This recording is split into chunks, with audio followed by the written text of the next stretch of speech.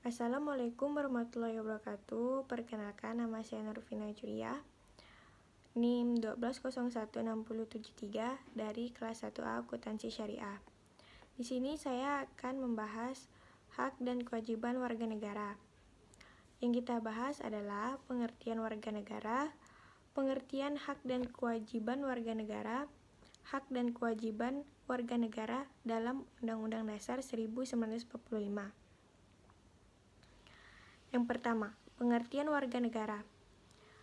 Menurut pasal 26 ayat 1 Undang-Undang Dasar 1945, warga negara adalah orang-orang bangsa Indonesia dan orang-orang bangsa lain yang disahkan oleh undang-undang sebagai warga negara.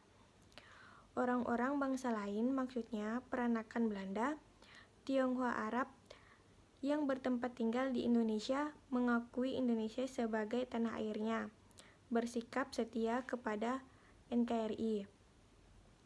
Yang kedua, pengertian hak dan kewajiban. Pengertian hak dan dapat dipahami sebagai hak asasi manusia.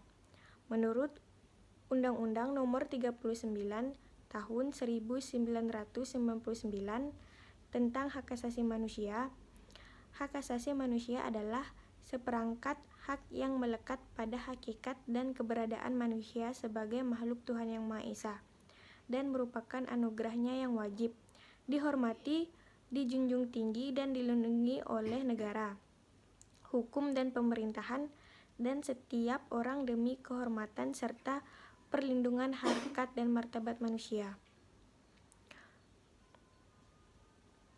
Di Indonesia, hak dan kewajiban harus dipenuhi warga negara secara seimbang. Hak diri seringkali dileburkan dalam hak kolektif atau sosial. Di samping hak pribadi, seseorang terdapat hak-hak orang lain, sehingga masing-masing individu harus menghargai hak-hak individu yang lain, kemudian melahirkan kewajiban-kewajiban warga negara. Perkembangan HAM di Indonesia.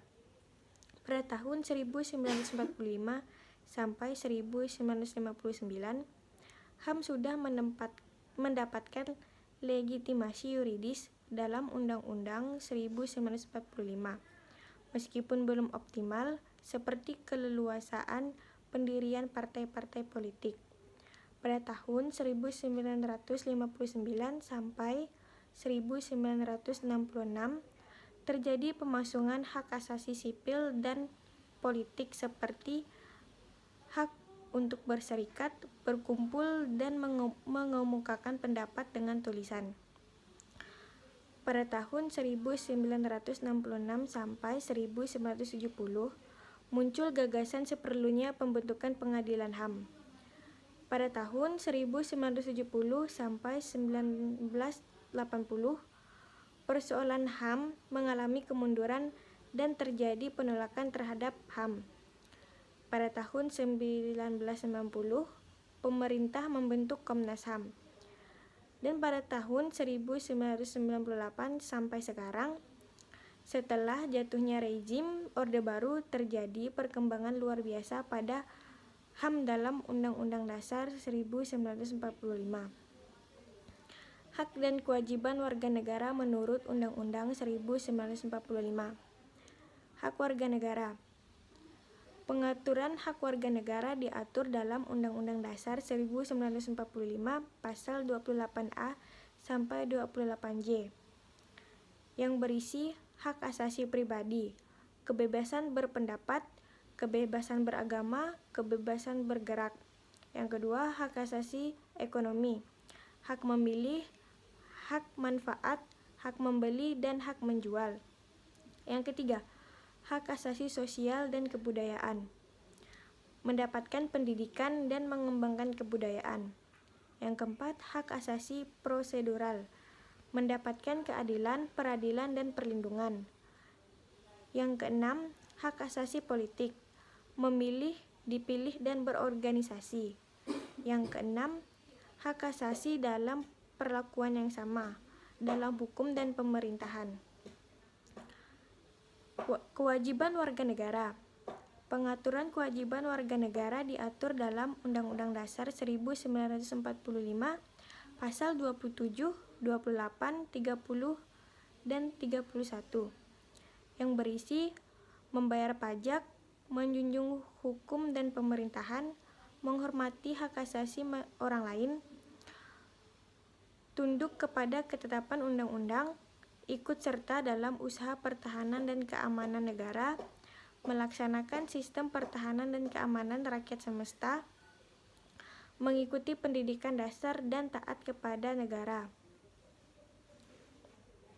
Pembicaraan mengenai hubungan negara dan warga negara, apakah negara yang melayani warga negara atau sebaliknya, dapat merujuk pandangan para pemikir. Menurut Hobbes and John Locke, masyarakat yang mendahului dan menciptakan negara, sehingga negara harus tunduk kepada masyarakat. Yang kedua, Antonio Gramsci, Indonesia, dominasi kekuasaan pada negara.